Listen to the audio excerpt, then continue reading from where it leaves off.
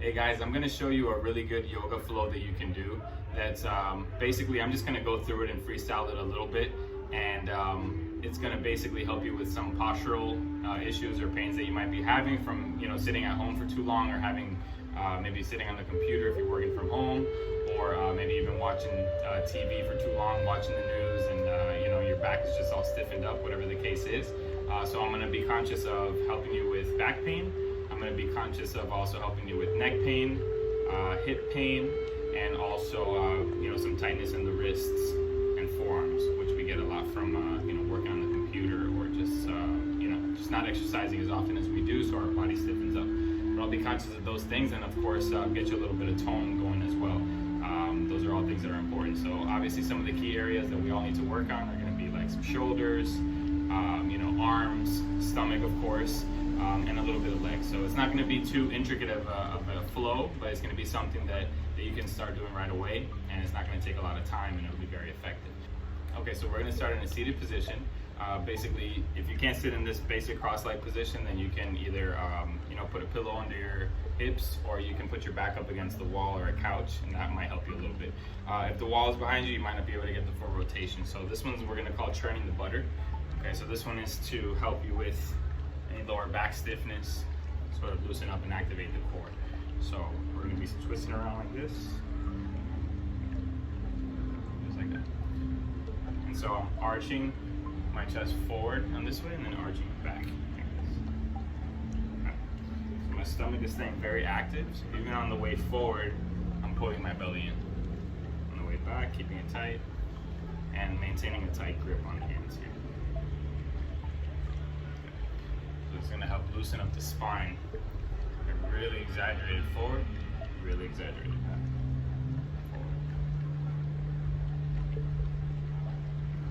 About 10-15 times on each side. We're going to switch to the other side.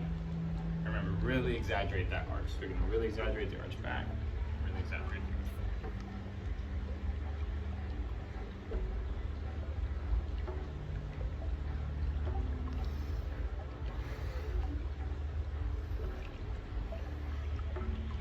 So you can keep your breath going. Inhale, forward, exhale, back.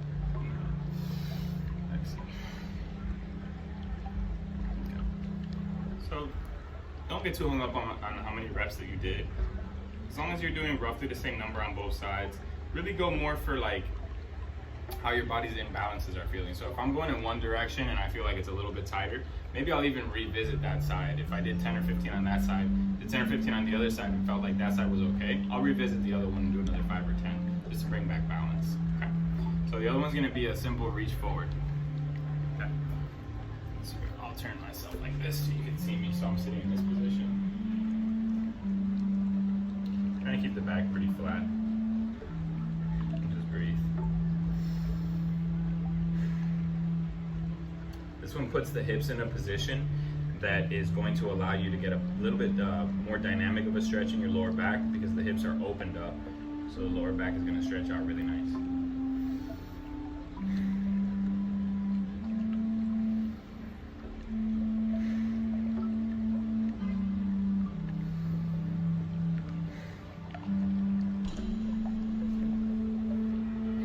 The feet are stacked, so if my feet are stacked like this, I might want to switch sides and then do another 5 or 10 breaths on this side. Again, we're going to go by how it feels. Okay, so you're going to breathe in. And if you notice one side is a little tighter than the other, stay in that side a little bit longer so that you can get a balance. The exercise portion of yoga is more about getting in tune with your body and learning how to feel what your body needs. Your body will tell you based on different pains or lack of pain, but you gotta learn how to listen to your body. And the only way you can learn is by exploring your body through these movements.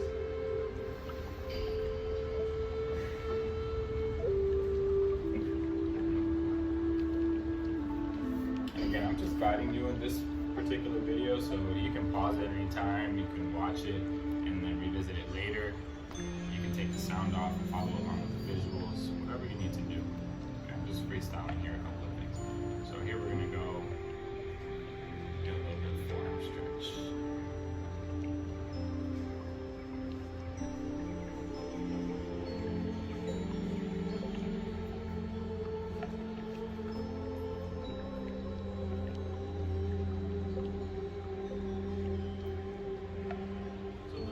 stretch is not intense enough by pushing your hands forward, and we're gonna add a little bit of a back arch. And by adding the back arch, you can see our lats getting involved there. That's just gonna help to make the stretch more effective because you're getting a longer stretch.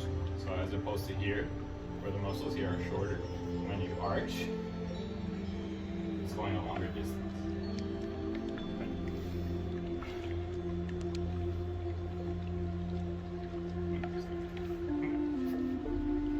So we got a little bit of back pain addressed there. Now we're gonna address a little bit of like side body muscles. So we got the obliques and you got serratus muscles. They have a bunch of fancy names and stuff. Really, we're just gonna talk about them in simple terms. So side of the body. So what I want to do is I'm going to put one hand here on the side and reach out and over. Okay. You can bend this elbow a little bit. I always recommend going with the easiest versions until you master them. I know a lot of yoga classes will tell you to try the harder stuff, and you can try it if you want, but there's no point unless you've mastered the prerequisite movement. This is the easy version of this side body stretch. You kind of open up your body a little bit, look up to the sky. And we're getting an added bonus here of neck balancing. So our neck has to balance the weight of our head, and so that'll add some strength to your neck too. But if you feel any discomfort there, like if you have too much tension, then you can do a little bit lighter of a version of it, like this. But if not, go as far as you can so you feel that stretch in your side of your body. And switch sides.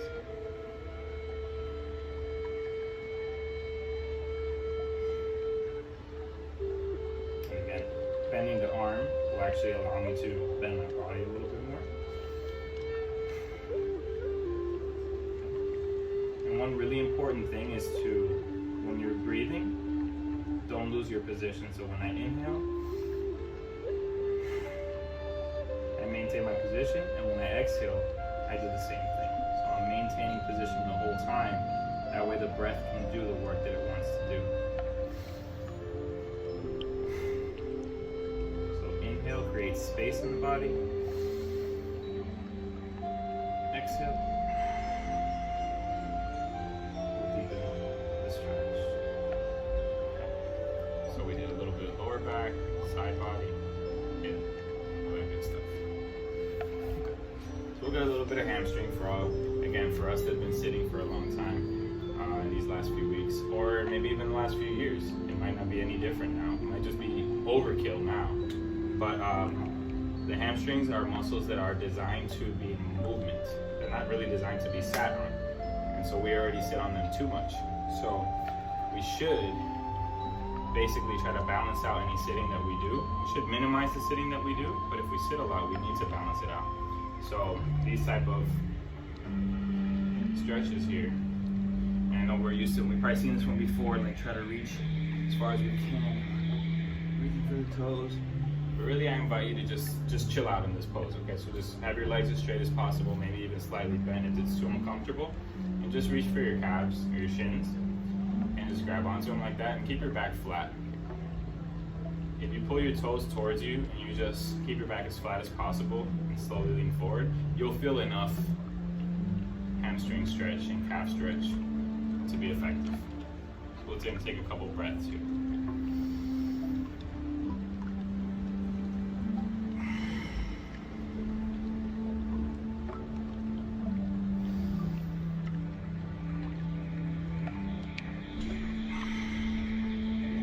Not really pushing it to the limit, but I feel an effective enough stretch that I know I'm getting some changes happening. There's some adaptation happening in the muscle. I don't have to really force it. You know, some of us are going to be up here in the stretch. Some of us might even be here. As long as you're feeling like, you know, you're getting some work done for the level you're at, you're fine. So if this is where you're at, this is perfect. You can just lean forward just a bit. Maybe even put your hands behind you if you're not used to this at all. And just focus on keeping your toes back and breathe. Just sort of lean forward and back.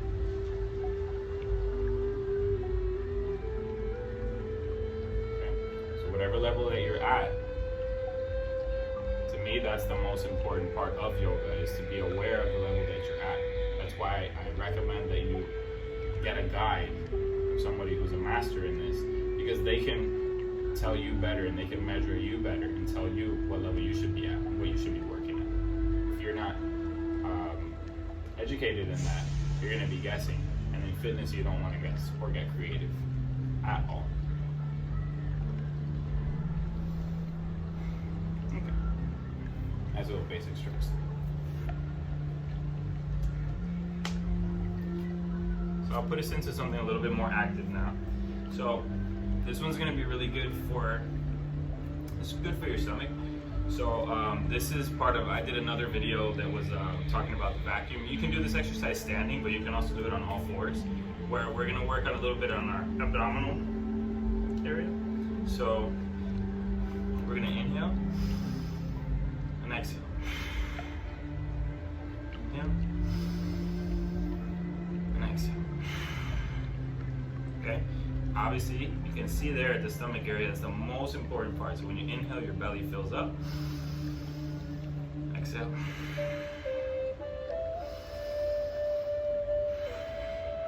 Okay, so you have to consciously do that at first. After you get good at it, your body will naturally know, okay, when I take this inhale, you'll be able to send the air to that area much easier. But at first, you really have to think about it, and you really have to think like, okay, when I inhale, I gotta fill that stomach in like a bag of air. So you almost you have to push those muscles out. So I'm inhaling, and I'm like actively pushing them out, and then when I exhale, I'm pushing them in, pulling them in.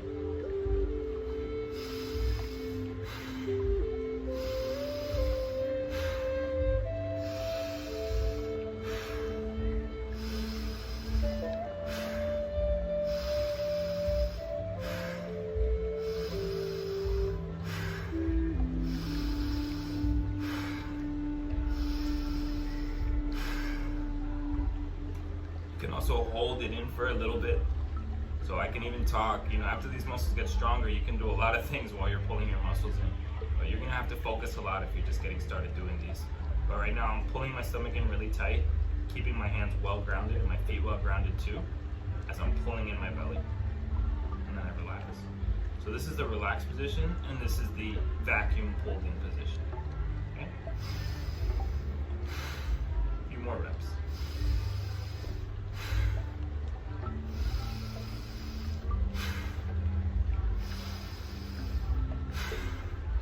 Hold for 10 seconds.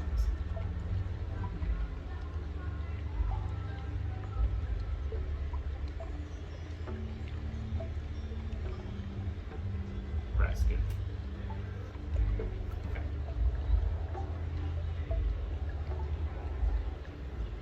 Just rest for a second. There's no exact guideline for how many seconds you should rest or how many sets you should do. If anybody tells you that, they're lying. Those are generalized guidelines. 3 sets of 10, 3 sets of 20, or rest for 1 minute. Those are just guidelines that we have. We have an idea as to how long people should rest in order to recover from certain stimuluses, but we don't know exactly. So we shouldn't try to get hung up on that too much, unless you're with a trainer and they're doing it with science in their mind and they really, really understand the literature.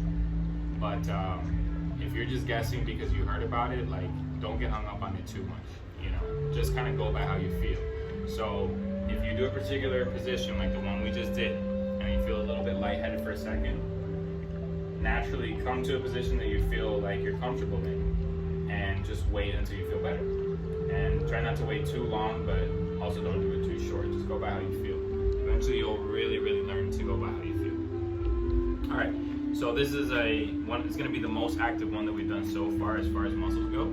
It's going to be the downward dog position. So the downward dog is hard for a lot of people because they are really stiff in their hamstrings, their calves, and their ankles. And of course the back area and shoulders. I mean, just overall people are pretty stiff. So again, go by how you feel.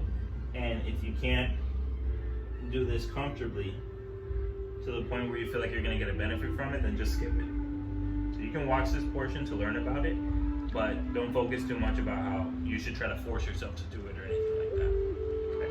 So you can see I'm pretty relaxed in this position. I haven't even gone into the deeper part of it like this. I'm just taking it easy. So we're doing what we call in yoga, we're bicycling the legs here. Okay.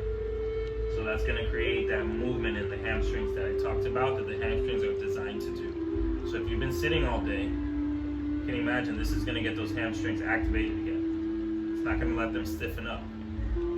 Okay, so it's going to loosen them up. Yeah, at first when you do each side, so when I do each side, I feel a little bit of tension in that corresponding calf, the straighter one. But it starts to subside a little bit as you do more. And again, there's no exact amount of time you should do this, you just kind of go by how you feel. Then you can put both feet down for a second, and maybe focus on going a little deeper into the static pose. Okay.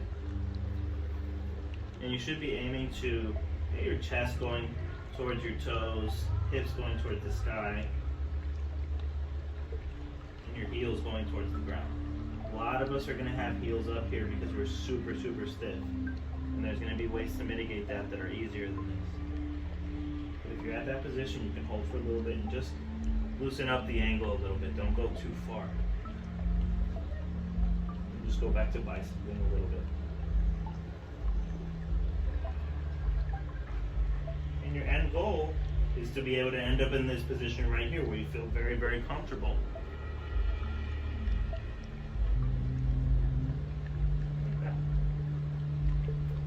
Okay. That's a good one that you want to come back and relax for a second. Okay. Take a couple deep breaths. So not only are you working your shoulders and your body's gonna need a second to rest from balancing your body weight almost completely on your hands, but you're also upside down. So if you've been right side up all day, being upside down for 20 seconds is gonna get you a little lightheaded. So you just come back down to this position, okay. Or you can go into what we call the child's pose, which is forehead to the floor, hands in front. This is a very relaxed version of the child's pose.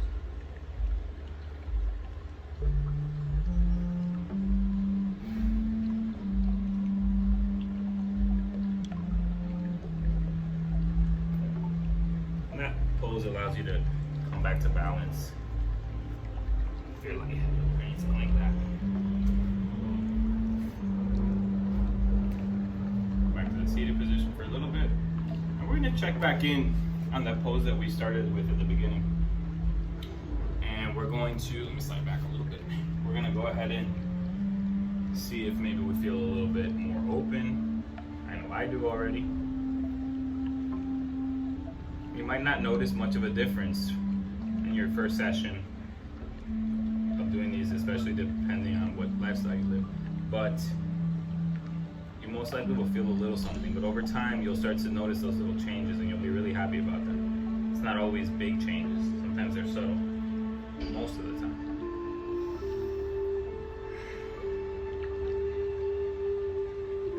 Just a little check. Again, there's no exact way, that you gotta flow through, the exact amount of time that you have to be in those poses.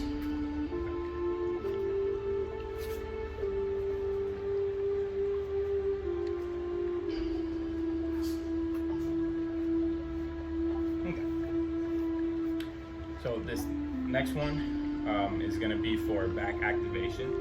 So a lot of people have back pain because they are sitting in chairs for too long, right? But they don't realize that sitting is not exactly a totally passive position to be in, sitting in a chair.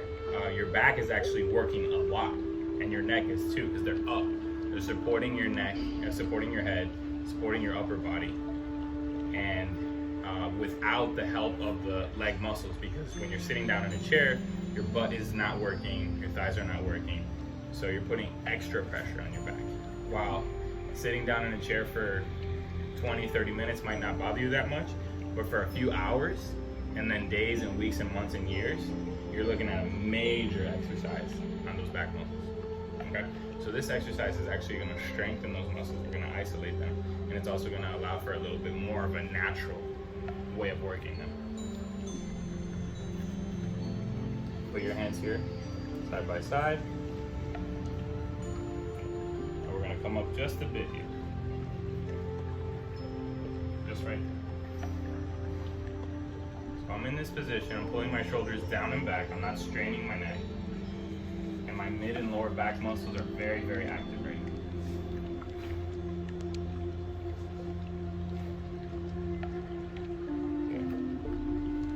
So it's a subtle movement, but even that small little movement, basically your lower back muscles and mid back muscles are having to lift the weight up of your upper body and your head. And so, but it's a very safe and controlled way of doing it, because it's not a big heavy movement, it's very close to the ground, and it's very controlled.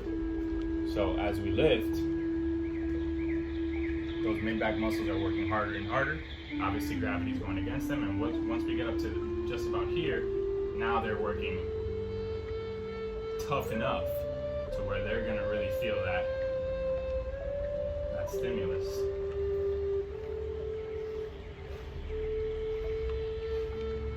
We come back down. So it allows those muscles to actually go into full flexion, so they're fully gonna get to contract. It's like the equivalent of squeezing your bicep all the way, okay? But in a very controlled way. So you do a few sets of those, and again, you go by how you feel. Maybe 2 to 5 times.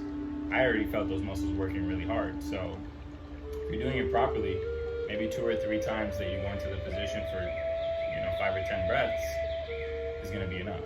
Just go by how you feel. If it starts stiffening up, take a break. Okay? So we're gonna go into that both one more time. Keep the elbows close to your body, shoulders down and back. Okay. We're pushing down hard into the ground, but we're trying not to use our hands too much. You really want to squeeze your elbows back and into your body, and let your mid back and lower back muscles squeeze. Squeeze your butt tight. And breathe.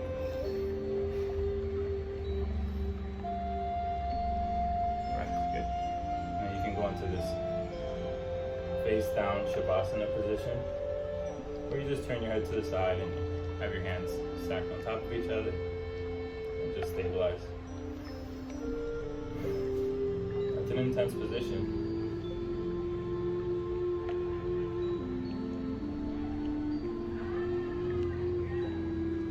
Okay. So ultimately, again, what we're doing is we're learning how to listen to our body. Like when you feel a little bit lightheaded, you take a couple of deep breaths after, and most of the time you notice, okay, I'm starting to feel better and I can go into my next pose. Obviously, I'm not going to stay there long enough to fall asleep, because then I lose track of the exercise. Okay, so the next one I'm going to show you is going to be a plank. I'm going to show you 2 versions. It's going to be the elbow plank or the plank on your hand, so the high push-up plank. Basically, you're going to decide which one you're able to do based on how flexible your wrists are, if you have any pain in your wrists when you're on your hands. If you're good in both positions, then practice them both, because they're both really important. In gymnastics, we do both. Or in yoga, you do both as well. Okay. So, first position is going to be on the elbows. And you're going to lift your body up. I always say that this exercise is for people who are really serious about their fitness, because having to hold your whole body weight up and stabilize and look straight at the floor is really tough. You gotta really want it. But if you're watching this video and you've gotten to this point, I know you really want it.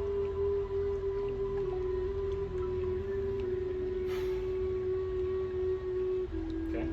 So what we're trying to do here is not let your shoulders cave down and your lower back down. You're gonna round your back up, squeeze your belly really tight, and you're pressing your fists really hard into the ground and your elbow.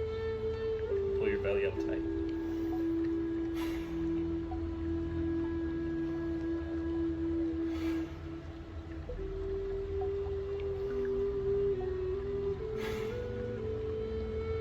You're gonna shake. Sometimes I start shaking right off the bat. I tighten up and I'm able to do a minute or 2. Don't worry about the shaking. People will, I'm shaking. Don't worry about it. Just stick to it.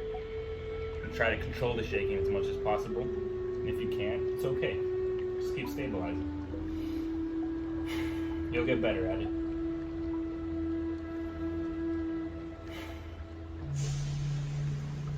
And rest. Okay.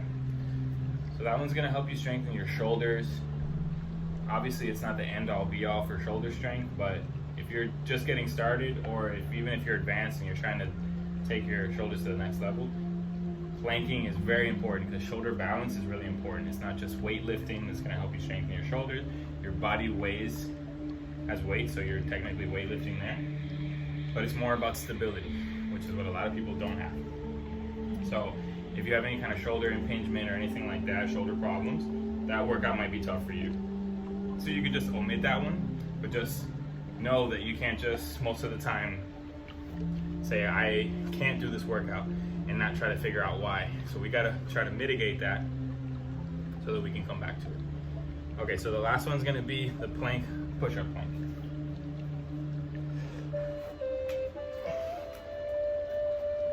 Okay. So the push-up plank, you're just basically holding yourself at the top of a push-up. Okay. Again, we're not caved in. Okay, most people when they're doing a plank, they're gonna have soft elbows, they're gonna be falling in like this, the neck is straining, and then they're like, oh, I'm done. No. You gotta be pushing down, so you're spreading your scapular muscles, spreading. They're not contracting like this, they're spreading like this. You're pushing up, pulling your belly in really, really tight. All your fingers need to be very, very active. So, a couple of things I noticed from teaching yoga classes and being a personal trainer for so many years in this position, people generally forget to keep their stomach tight and pulled in like I just did. Their elbows are not internally rotating, which locks the shoulder at the right position, and they're not pressing their fingers down really hard. So those are the key things. So when I'm in this posture, I'm thinking, make all my fingers active, pinky, ring finger, middle finger, index finger, thumbs, palm, internally rotate the arms, and activate the shoulders.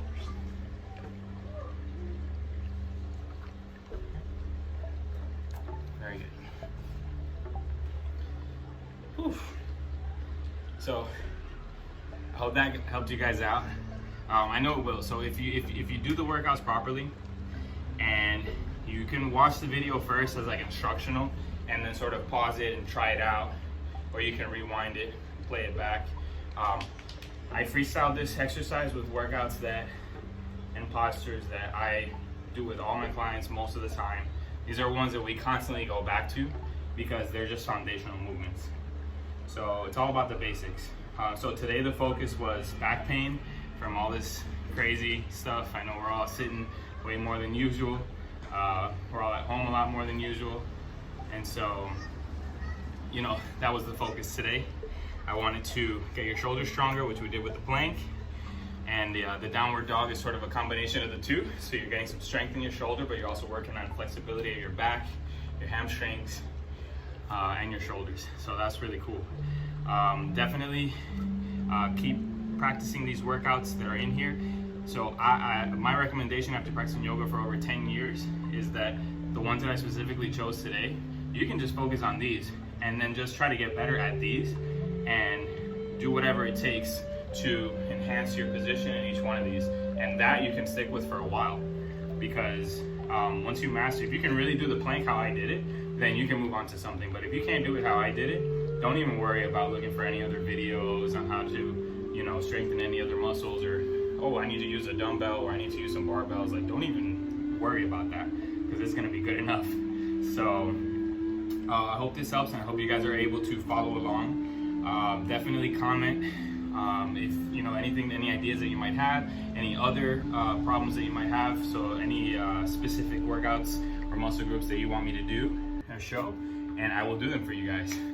So as always, I really appreciate you guys. Please make sure to like and subscribe and follow Trillionaire Talk.